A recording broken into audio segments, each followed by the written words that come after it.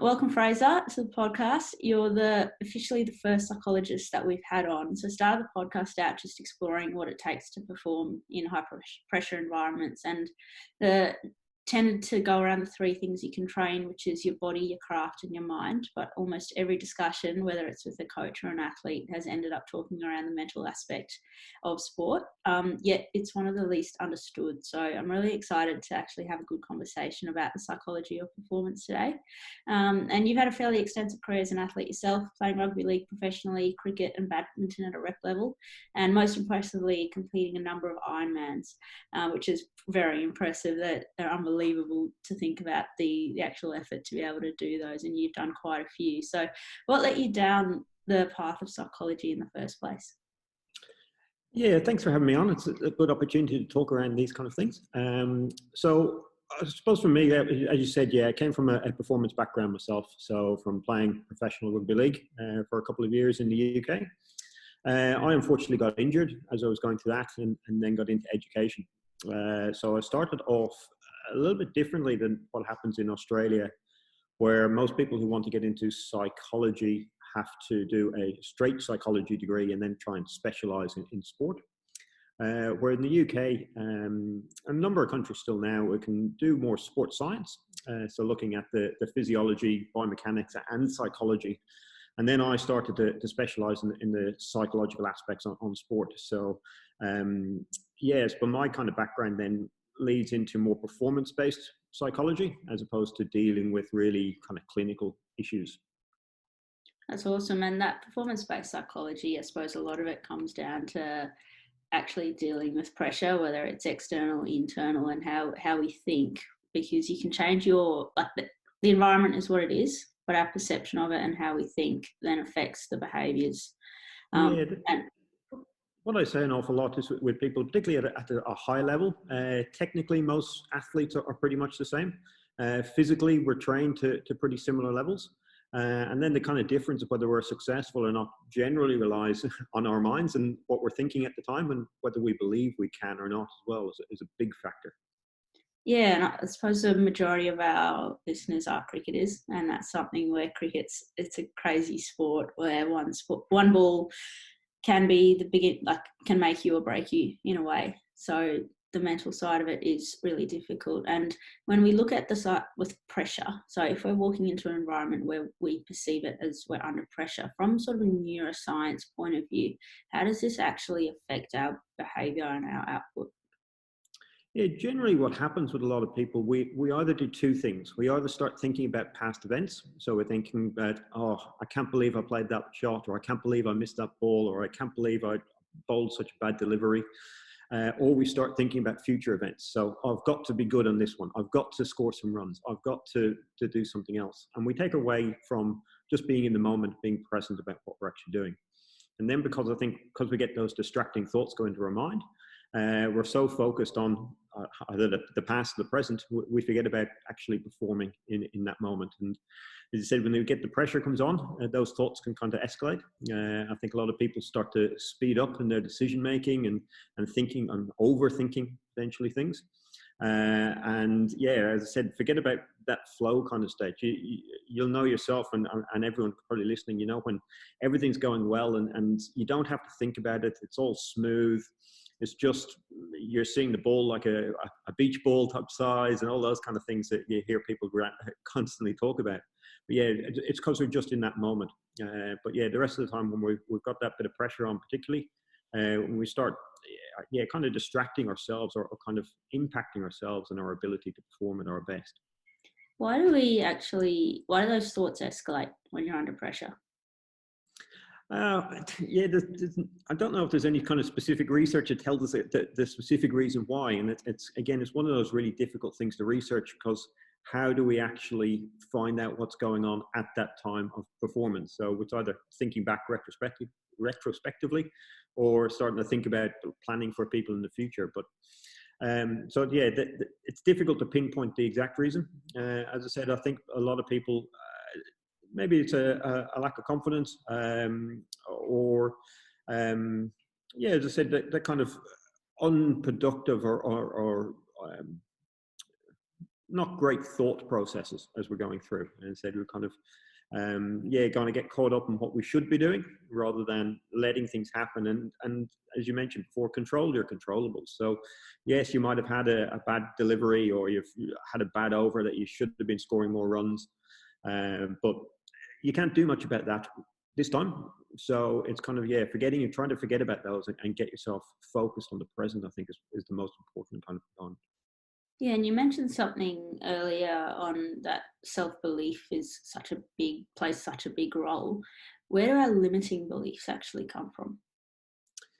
Yeah, again, there are things that really limit us and destroy us in lots of cases. A lot of these kind of things can actually come. There is some research suggesting these things will kind of get ingrained in what we do from a very young age. So kind of before the age of 3, or some research study before the age of 7, that we have some kind of concrete thinking at those times. And we take on board thoughts or kind of comments that are made to us as they are specifically. So I often talk about some of the work I do. We're as a young child, we get told that we drop something and we're told we're bad or we're naughty. And it's not that we actually are those kind of things. It's more that the person didn't want to clean up after you spilt that drink or some of those kind of things. But as a child, we're not able to really differentiate between those kind of thought processes. So they start to embed into what we do. And then on lots of occasions, we will have things that reinforce those kind of behaviors, or even talk about self-fulfilling prophecies. So if we believe that we're no good at doing things, then we probably won't. And then that builds that belief that, oh, we're not able to do that, or I'm no good at doing that. And I think the other thing I find when I work with people is we're really good as humans is thinking about the negative aspects. We might have done 9 things brilliantly out of 10, or we go, oh yeah, it was that one I need to improve, and we're always kind of looking at negative kind of components. And I think sports coaches do that as well in all sports. Kind of coaches think, oh, I've got to tell this person that they're something they need to improve, rather than concentrating on, well, look at all the great things you've actually done. Or even if you've done one good thing out of 10, well, look at that, and start to promote those kind of components. So I think we can fill our minds, and then that kind of starts to escalate a little bit for us. So then from a coaching point of view, do you think coaches should almost have a positive bias? Yeah, I do this in a lot of my kind of teaching, or kind of university lecturing, and also potentially with all the coaches that I work with, is starting to focus on the positive kind of components. And I say, well, even though every athlete that I work with, I'll start to looking at how do we go from you being good at something to being great at something, or from being great at something to being elite at something. Rather than, oh, here are all my weaknesses, these are things I should be working on. I said, it's really easy to pick on the negative kind of components. As humans, we love to do it. We always say, oh, I'm no good at this, we're no good at something else. And we underplay our strengths. So everybody can do those kind of things. Oh, no, that's not a skill. Everyone does those kind of things. We just forget about those kind of positive kind of components. And I think it's a really important thing that we actually do, particularly for coaches, is to start to think about building those kind of positive aspects. And I said, if we can build that kind of self-belief and confidence, there's a greater chance that we're going to be able to do something, rather than if we concentrate on all the negative kind of components. Well, yeah, we're probably setting ourselves up for a bit of failure in that case.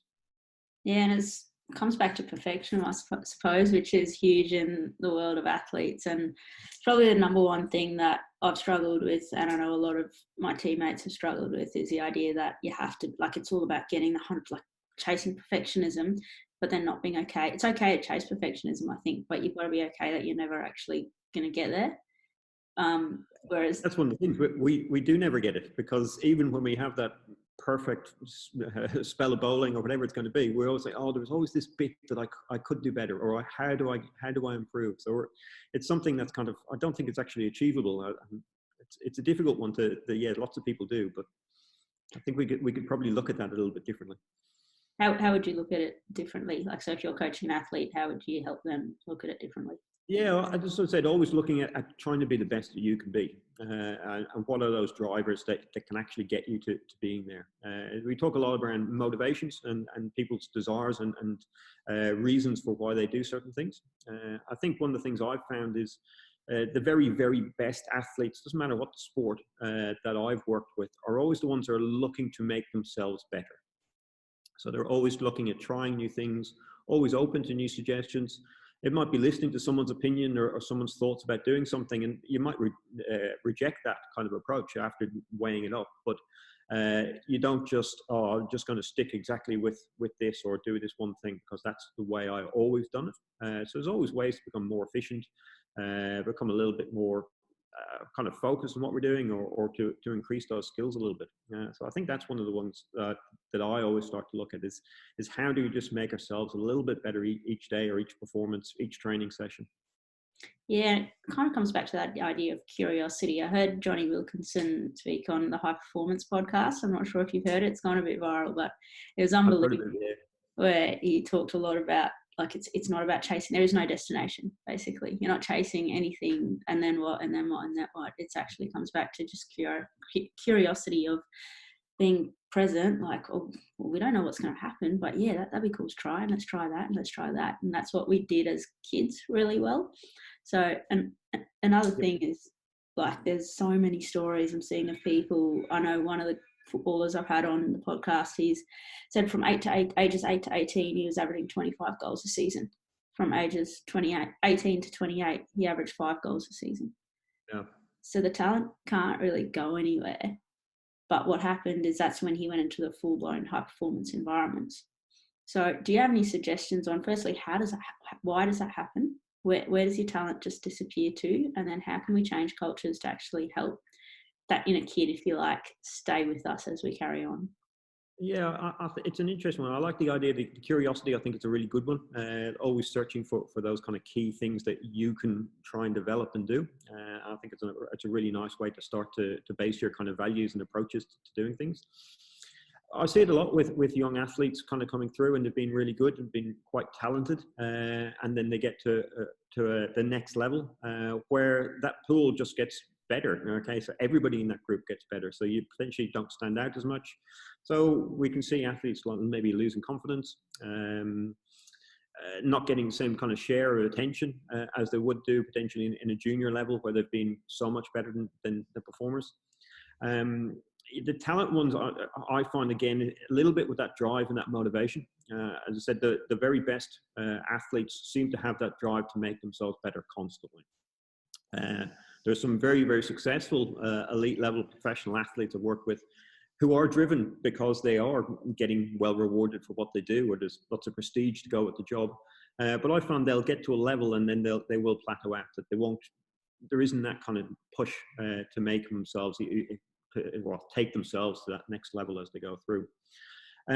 One of the things I found from my experiences working in high performance environments, particularly those where you have a longer kind of playing career. So when you're going, as you say, from your example, you move from 17, 18-year-olds into a high performance professional club, and you're there dealing with 18 to 30, 35-year-olds as you go through. So you have this kind of wide grasp of individuals, different personalities, different approaches, different abilities. I find a lot of sports organizations then try to coach everybody or treat everybody exactly the same.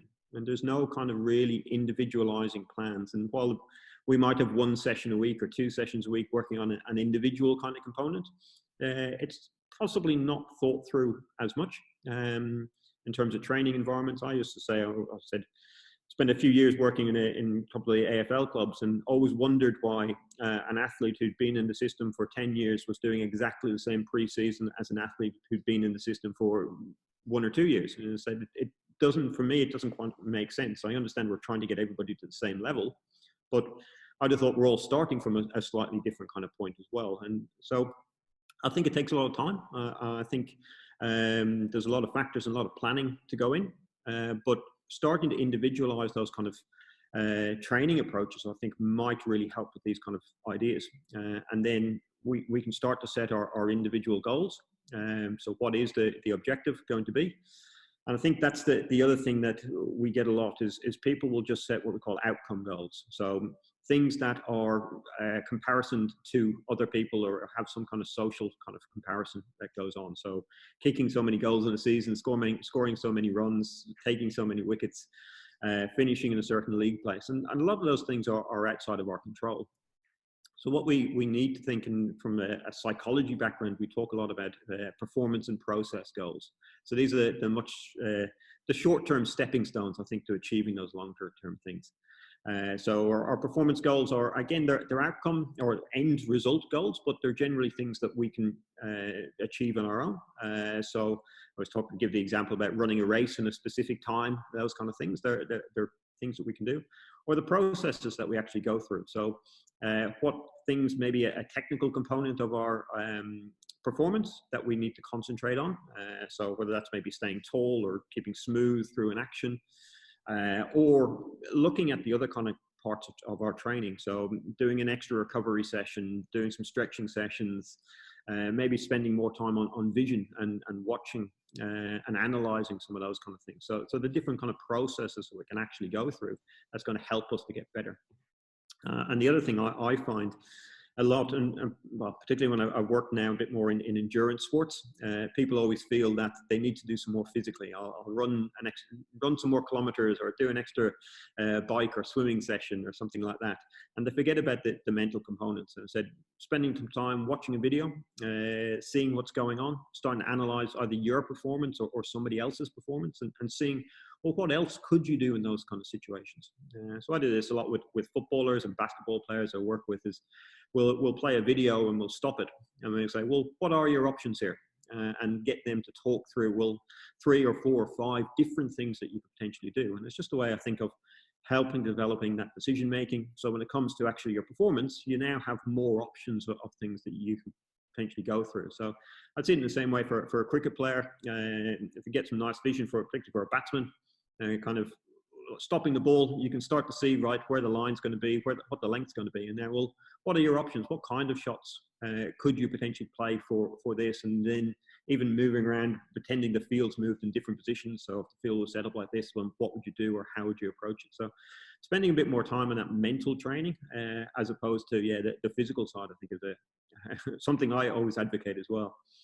Oh, I love that. That's awesome. There's some really good tools to actually implement, and you don't need to go spend thousands of dollars on a psychologist or anything. They're just basic things to implement into your... Yeah, talking about the psychology, lots of times as athletes, we do lots of these things ourselves anyway. What we probably, in my role, try to do is allow you to be more in control of those kind of things.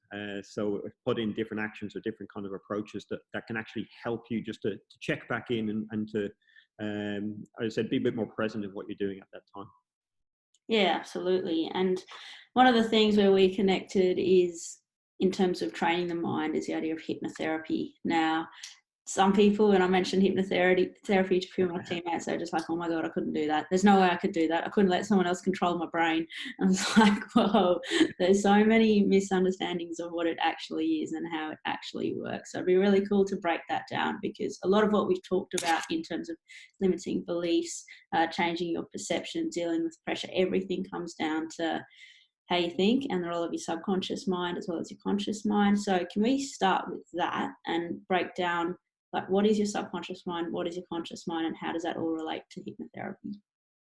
Sure. Yeah, it's an interesting one. You do get lots of different opinions when you say you do these kind of things. And I get lots of people kind of going, oh, how does that work? Or you get the impression of seeing someone on stage kind of acting like a chicken or doing something stupid. And yeah, we're completely different to that. As you said, it's dealing with the kind of more the subconscious mind. And the idea, way I try to describe it, is we try to distract that kind of conscious part of our minds, that bit that sits on our shoulder all the time that says, I'm not good enough, I'm not big enough, I'm not strong enough, all those negative kind of thoughts, and try to remove that kind of component, and then start to embed some kind of positive suggestions into our subconscious mind. So the bit that controls all the things that we do without actually having to think about it. So we trust our subconscious all the time for things like breathing. As I said, we don't have to think about those. So if we can actually start to embed down, as I said, some of that kind of confidence building, break down those kind of limitations in there, we have a greater success. For me, what I found was I was just getting better and quicker results out of doing it this way than your more traditional psychology, where we'd sit down and have that conversation. And I said, I think the reason for that is because we've distracted that part of our minds that's kind of saying, oh, yeah, I know what you're saying, but oh, I still probably couldn't do that, or I don't trust myself to be able to do those kind of things. Is there anything physically, like in terms of your actual brain, that responds to the conscious mind as opposed to the subconscious mind? I don't know the full neuroscience of it, to be honest, but we do have different kind of levels that we sit at in terms of kind of consciousness and kind of where we go from that kind of deep sleep state up to being highly aroused and highly active as we go along. And we can do different kind of things within there. And we know when we're in that, almost like that kind of getting towards that deep sleep kind of state, our subconscious mind is a bit more active. It's a bit more willing to take on board some of those kind of suggestions that we talk about. Other times, as we go through, and is trying to be a bit more conscious. So doing that visualization, that imagery kind of works. So in the same way we do that imagery without doing hypnosis, and lots of people who went to any kind of sports psychology will talk about doing some imagery or visualization work. What I found a lot of times when working with athletes is that they weren't able to control those images, and maybe see themselves performing and then mess up at the end, or have some kind of problem as they go through. And if we're seeing these kind of negative images all the time, well, we're not actually getting any of the benefits out of it. So I think that's the nice thing. Then it's more of a guided imagery kind of process using the hypnosis ideas that I said. I don't know. I'd be interested in your thoughts actually when we first kind of sat down and how you approached it, or what you thought was going to happen as compared to what it was like afterwards. Yeah, it was interesting. It was pretty much as I expected, only because I kind of dabbled it in a little bit before. Not so much had a proper session done, but I read a bit about it. And one of my coaches over in the UK, Steve Dent, he's got his NLP certs, and we would always talk about it and different things like anchoring. I know his son had done some stuff in terms of pressing the top of his ear to elicit the same emotions, and we had conversations like that. And I've also dabbled in all sorts of general mindfulness, imagery kind of things. Never done it consistently, if I'm honest. Kind of would read about it, find it interesting for a bit, and then go off and do something else. But actually getting into that deep state of relaxation was awesome. There's no way you could do it it's really difficult to do that on your own. I remember kind of getting out of the state. I was like, oh, wow, like I literally couldn't move my feet for a bit there. They were kind of stuck on the ground, and that I was just so deeply relaxed. And my second session, I'm not sure whether I actually fell asleep or not, but I think that was half the intention, where you're kind of in such a deep state. But I've definitely noticed, so the last 2 weeks, that shift, like in terms of just that general feel of a lot of it for me is that confidence. And it feels like I've been there before in terms of, so like I'll have the ball in my hand where I had serious issues of being flying the nets. I get to a game and I literally had no control. Like I felt like I had no control. Whereas now I get it and I'm just like, oh yeah, cool, we'll just go and do it. It's really similar kind of comments I get from lots of people. And I said, yeah, completely unsure about it first of all. And I think the idea, we did a lot of this kind of guided relaxation bit first, and then a lot of visualization kind of work. So I said, building down the confidence and breaking down those kind of limitations. It's a nice one. I know one of the girls I work with, she always used to say it was a massage for her brain. So in the same way, you go and have that kind of nice relaxing massage. And the body, this is a way of just relaxing and massaging the brain, and it's really good from a relaxation kind of perspective too. There is some talk of doing kind of 15 minutes of hypnosis is about the equivalent of a 3-hour sleep. Wow. So I said a lot of, actually I see a lot of kind of coaches or even people in business kind of executive kind of roles who will just come and do some general relaxation kind of components, not necessarily working on a specific thing, but we'll just use it for a relaxation perspective. And it's nice like that. I think lots of people, don't quite, it's very difficult to explain how it goes. I think it's quite difficult for lots of people. I think I said to you, I kind of describe it as when you go on that kind of long drive and then you realize that you've done 30 or 40 kilometers and you go, oh, how did I get here? So you're in full control. And I think that's the other thing that people don't realize, probably because they've seen a stage show or something like that, a movie where someone's being controlled. you're in control. So I can't make you do anything that you wouldn't want to do. I said it's a lot of being much more guided imagery kind of work and controlling those images. So we have that kind of positive kind of components that so you're getting the kind of success, or even as you said, seeing yourself or visualizing yourself, and it might be lifting the trophy at the end of the day, or visualizing yourself kind of lifting the bat for that 100 or that double 100 that you've just scored. So just those kind of things that allow us to be more confident, so we can implant things in the future, or we can start to look at, as I said, build back those memories from the past, because lots of times we've had some really good successes that we might have forgotten about, or ignored how good they were, and just trying to bring back those kind of positive kind of memories. So that's what I like about it. As I said, I really like the aspect that we can embed things down. So whether it's systems like anchoring kind of positive emotions as little tools that then you can use whenever you want to.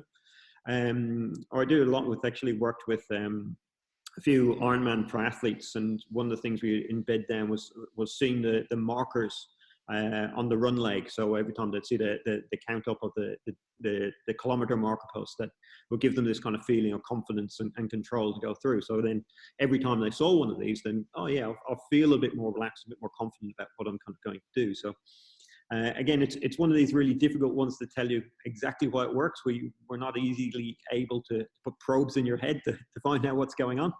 But as I said, the success rates are there. As I said, everybody can go through the process of hypnosis. It's basically about following instruction. And as long as you can kind of follow instruction, you can go through the kind of process of using hypnosis as a way of helping us. Yeah, absolutely. And can you just go a little bit more into anchoring and what that actually is and how that one works? Yeah, so the idea here is that we embed particularly kind of positive emotions into a symbol or an act or kind of component. You've talked about there, kind of pinching the top of your ear. I've seen that done before. I actually worked with a judo player who used to pull on his earlobe. I do one where it's kind of talking about clenching your fist as a way of doing this. So the idea is, by doing lots of kind of visualization work and embedding that down with some of our subconscious thought, we implant these kind of positive emotions into a certain action. And the idea is then, by performing that action, we get those kind of positive emotions back. It could be very specific kind of emotions, or it could be a blend of a number of different kind of things. So yeah, I normally work a lot with confidence and feelings of control. I said in lots of cases. So just when you're feeling that kind of edge is going off and you need something just to give you that kind of pick me up. Well, as I said, I use that kind of clenched fist. And it's a nice way of just going, yeah, I can just a way of checking back into what we're doing, whether it's a placebo effect or whether there's some real deep connections kind of going on there. I don't know, but I do see it working. I do see it working regularly with people. This has been used a lot. It's actually, I've seen a number of kind of hypnotherapists using it for smoking techniques and these kind of things, and using people tapping, and you see them tapping on the shoulder or tapping on their arm as a ways of embedding down these kind of things. I don't like necessarily that approach. Kind of, where do you find that exact spot again, as opposed to, as you said, pulling on an earlobe or something that's a little bit easier to do. But again, it works in the same way of getting that break state. So rather than having that kind of our negative thoughts starting to escalate, we're looking at some way we want to kind of distract ourselves, or break ourselves out of that kind of thought process and thinking. I've done it before with athletes in a more or using psychology activities, not under hypnosis, or doing things like having a little elastic band on your wrist as just a way of kind of having some negative thoughts, snapping that, and just a way of kind of thinking in a bit more kind of positive way. So what we'll find is, again, the idea is having positive thoughts as we go through. And the more positive we talk to ourselves, generally, the more likely we are to be successful. And there is a few occasions, there's a few athletes that love that kind of negative components, or being told that they're going to be no good or going to lose everything, and it's motivating. But I think even for those ones who like it, it's only a short-term fix. If we're constantly being told that we're no good, or constantly telling ourselves that we're no good, chances are we're not going to be able to be successful. But if we're there, as I said, yeah, telling ourselves to be positive, being focused, in control, that's one of the kind of key things to do. And you say this kind of process of anchoring or kind of embedding then these kind of positive emotions is a good way of breaking that state, or getting us to start to think in a bit more positive manner as well. Yeah, that's awesome. And that was going to be my next question. Where there's certainly some people out there that thrive off almost beating themselves up, or others doing it to them. Yeah, I was going to say is that I just don't think it's a long-term fix or field as well when Yeah, you're looking at mental. there is a few people that like it. I'm kind of say it's about 3% of people that will thrive in those kind of environments. That when my back's against the wall, I'll come out fighting, and particularly if I go, yeah, kind of feel like I've got to scrap for something, or to break myself out of a certain situation or get away from something. It can be quite motivating, and I think as well, when I work with people in all formats, yeah, getting away from something that negative that's going to happen is obviously really important to do. But once we get far enough away from that, then how do we keep on going? So then it's kind of moving ourselves to actually moving towards something. And that's, again, potentially where the goal setting kind of idea kind of comes in. It says, right, I've got away from that now. What am I going to achieve? Where am I going on my journey? Yeah, so I suppose it just keeps coming back to the same thing of there's going to be distractions, whether they're external, internal. It's coming back to what can I control now, and then taking action on that. Now, from your perspective, I know a lot of people don't know exactly how flow state happens, but are there any specific things that you've seen that lead towards someone going from, okay, focusing on what I can control, and it's nice structured and routines, to actually flipping over into that in the zone flow state where everything's just easy and happening for you?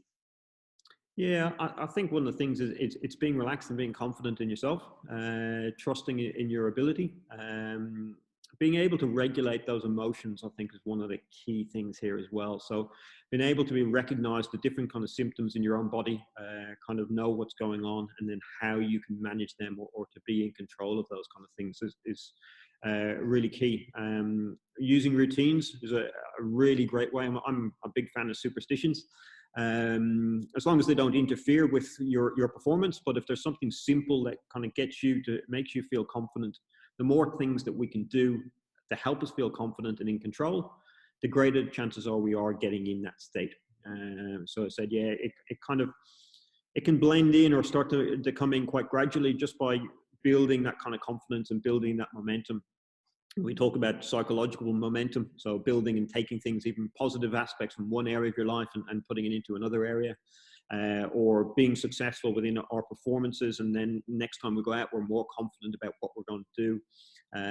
You'll see this regularly with cricket players who are scoring lots of runs, and they just seem to just keep on going. And it's this kind of, it's kind of psychological momentum that's just building that kind of confidence kind of going through. So I think a lot for me to get into that state, it's around our confidence building, and managing, as I said, our emotions as we go through that, or even our physiological kind of symptoms as well. How do we actually keep in control of those things, and regulate those to give us the best chance? I said, when we get there, it's wonderful. It's a wonderful state to be in.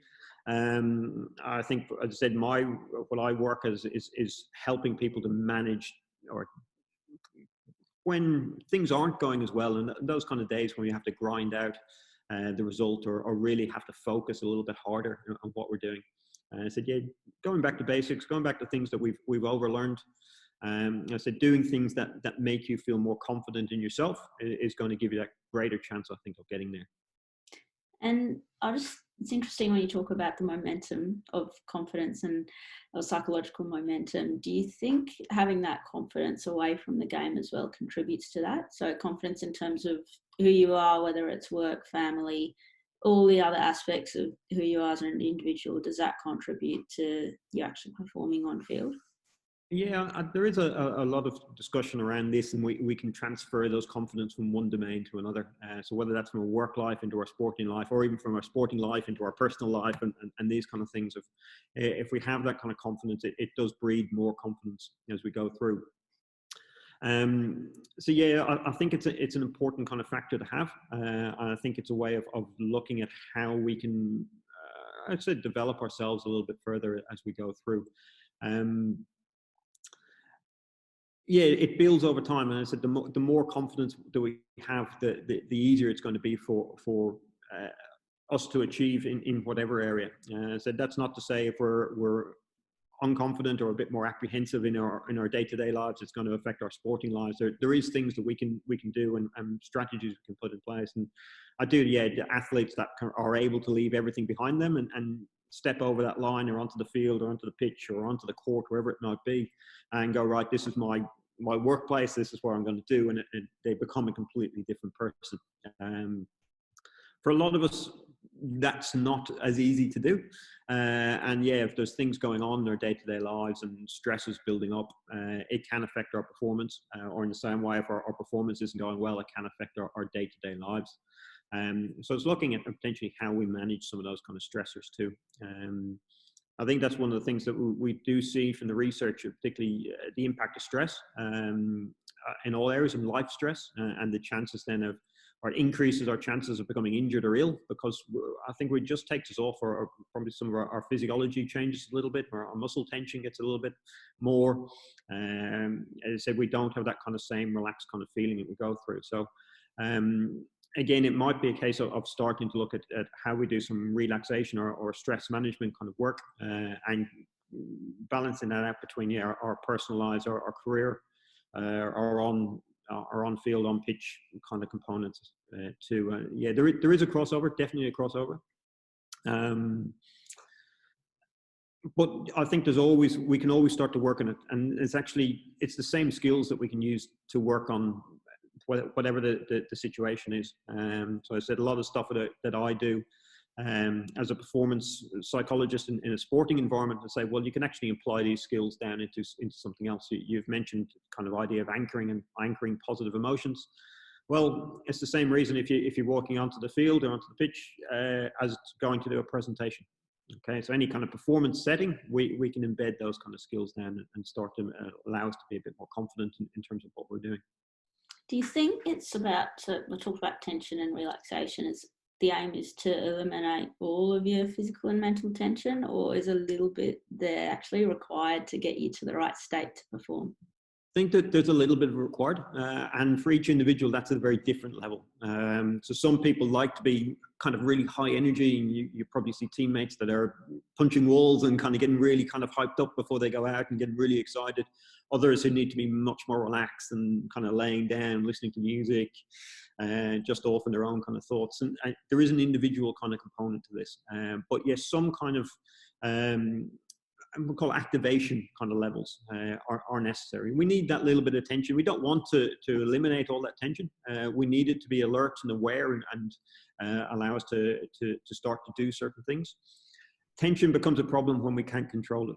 And I think that's the big aspect, and we'll see this within the sports psychology literature. It's kind of, yeah, having that little bit of tension is necessary for, as I said, for that activation, but it's when we can't deal with or we can't manage that anymore, that's where the problems start to come in.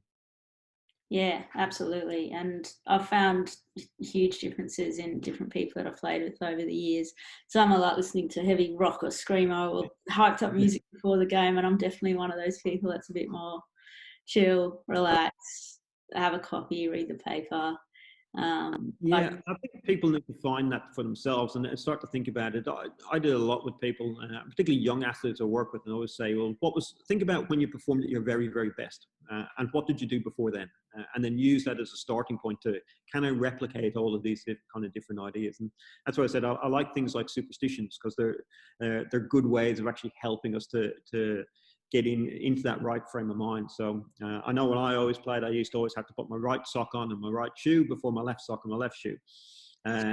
It's a simple thing. I was able to control it, and if I did that, then I felt, I'm feeling a bit more kind of confident. And I see other players and athletes do a whole range of different kind of things.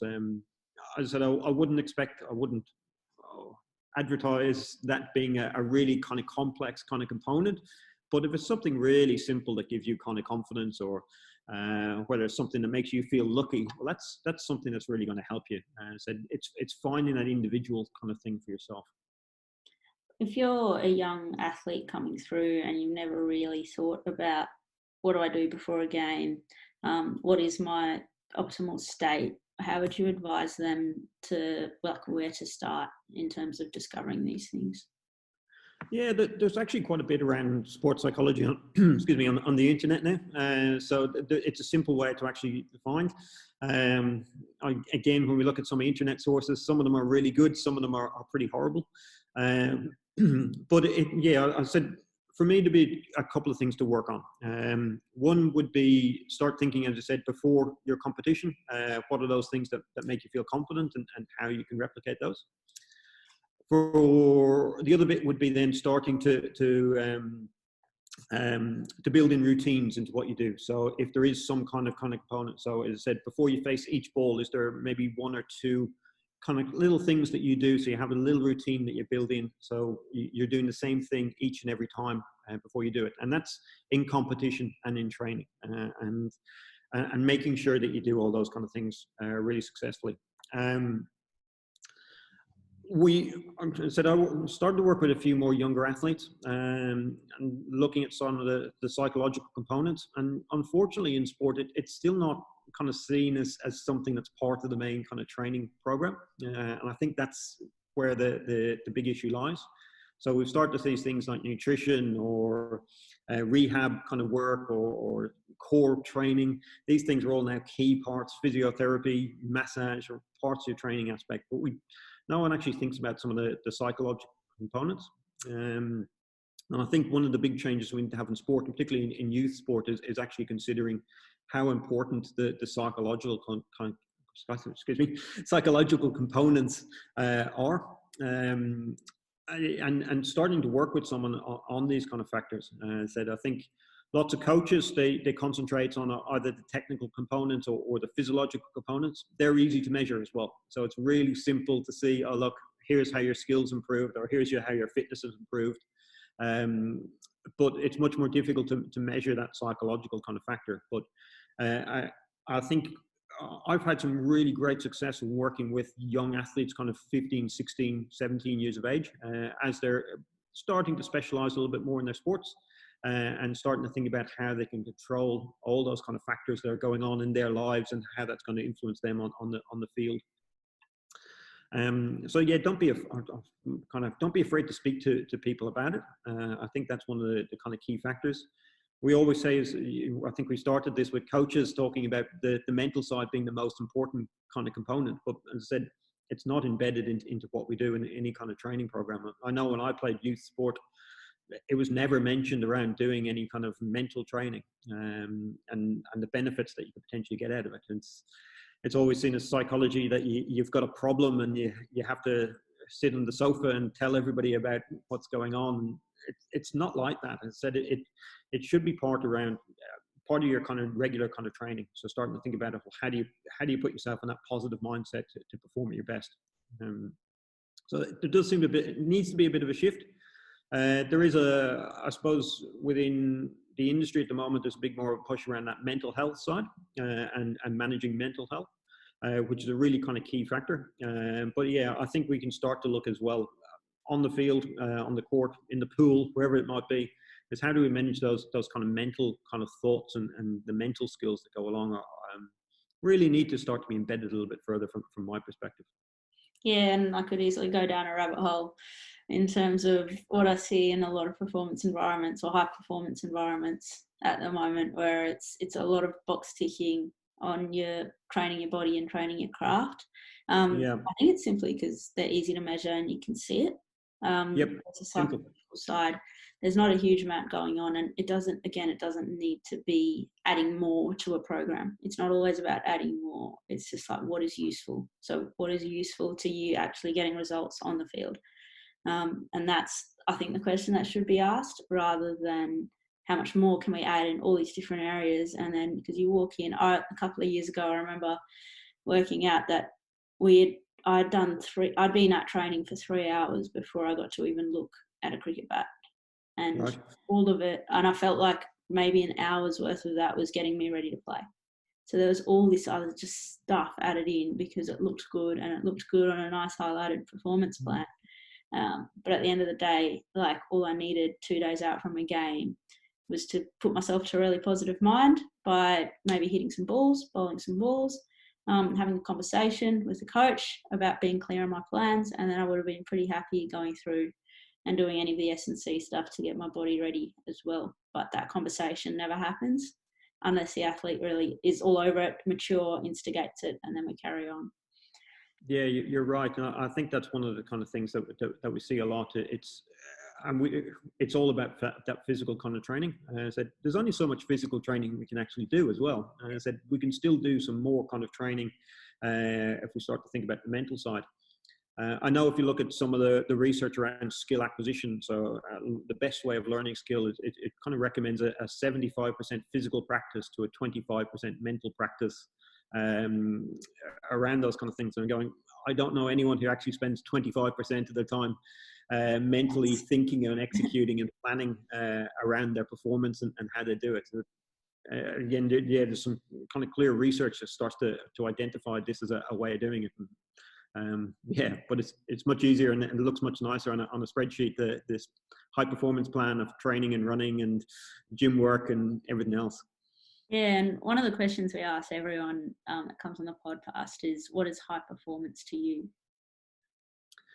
Oh, it's a good question. I think it's a term that's thrown out there regularly without much kind of going on. I think it's about providing an environment that allows performance to be at its very, very best. And so everyone being in that environment should be getting the opportunity to be able to perform at their best, and creating the resources and support around them that's going to help them to achieve their full potential, whatever the level that might be at. But it gives them the opportunity to reaching their full potential. That's what I'd always kind of consider that high performance environment to be. That's awesome. I really like that answer. It's pretty simple in that we're just trying to give people a chance to be at their best, and that's all you can really control, I suppose. Yeah, look, we need to combine lots of things. There is the physical side's important, the technical side's important, and the mental side's important. So we need to think about all of those, and where one person spends more time at a certain time point might be in specializing in one area or focusing on one area more than others, but it shouldn't just stay there. I think it's an evolving kind of process to start to think about how do we become the best that we can possibly be. Absolutely. And the final question that I normally ask most of the guests as well is who you are at your best. So who is Fraser at his best? Yeah, as I said, my kind of philosophy, my approach is to try to make other people better. So when I feel I can get a good read on people, where they are, what they're doing, and start to look at how then I can contribute to their success. That's kind of where I find my own kind of flow state as you're going through. And it's, yeah, it kind of allows me to feel a bit much more kind of, right, I can get an understanding of what's going on, right, here's a plan, and actually feel like I'm then helping and supporting other people to achieve what they want to achieve. That's awesome. And I think you're certainly doing that very well at the moment, Fraser. So your strong research background unfortunately cut short your athletic career by injury, but you're impacting a lot of people at the moment. And it was really awesome to chat to you and get an insight onto some of the work that you're doing and how it can be really simply on a practical level that athletes can simply apply this into what they're doing. So thank you so much for coming on, and good luck with everything else you're doing. Thank you very much. It's been great chatting with you. All right.